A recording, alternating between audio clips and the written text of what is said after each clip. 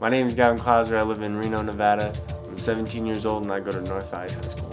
On February 9th of 2013, I broke my neck while practicing for racing, and ever since then I've been working out and trying to do as much as I can to get back to walking and back to my normal life.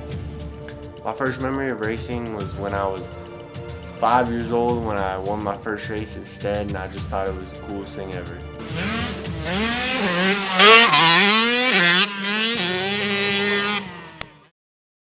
Since I got injured, I had surgery on my neck and they fused my C2, 3, 4, and 5 together.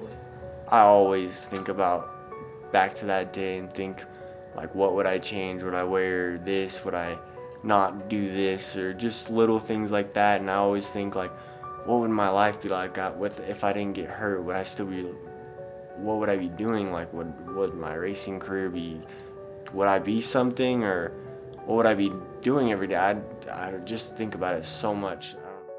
After the injury, I was pretty scared for the time I was in ICU. Some nights I would wake up and, I mean, you're just looking at the ceiling like, whoa, this is crazy. Just like, how did I end up being in this position? And you're there all alone, everybody's asleep, and I mean, just being that time alone when you have time to think and reflect on things, you get to overthinking, and it can be it was super scary.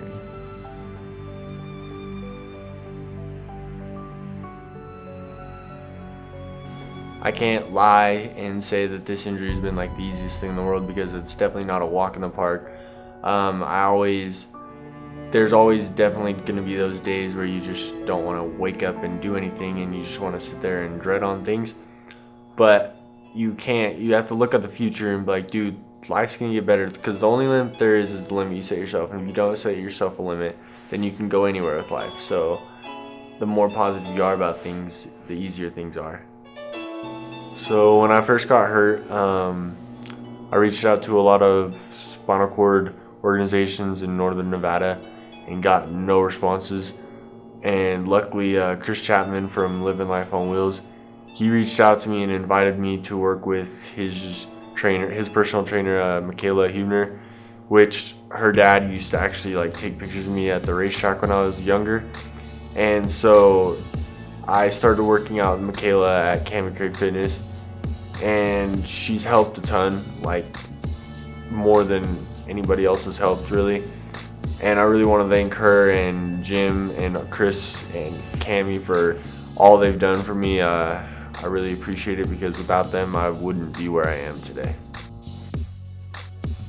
So my dad is involved in the motocross world, and he came in one day and had learned that there was a kid who had been injured for about 2 years, and he possibly could use mine and one of my clients' help. So I sponsored him for 2 months to come in and train for free, and I've been training him ever since. So I met Gavin really close after his injury when he was only 14, and exchanged numbers. We'd hung out through the class a few times, but then he'd went off to go and do rehab in Salt Lake and do some other things. And then I was here working out with Michaela Huebner, my personal trainer, and her dad Jim followed motocross and stuff really close, and mentioned me one day that this young kid's just sitting at home and not moving around a whole lot, and not getting out there, and dropped the name Gavin. I said, I know exactly who that is. I'll give him a phone call and see what we can do. And started bringing him down to my personal trainer and working out with him out of my house, doing some more physical therapy, functional based type training. And we've been rocking and rolling for about the last 3 months. I recently broke my T11 and T12 in my back, and I can't compare myself to Gavin, because what he's going through and the little bit I'm going through, it's night and day difference. I've been friends with Gavin since I was about 6 years old, and our relationship is unbreakable. And he's always been the same goofy knucklehead, and he's always been positive and the most uplifting kid. If anybody takes anything from my injury, I really want it to be to spread the positive message, because I know people go through a lot of things like depression and anxiety, but when you learn that you can just learn to try to let that stuff go and focus on all the positive things in life, you can really accomplish anything you want. Now that I'm injured, what I want to do with my life is to start my nonprofit organization, Project 701.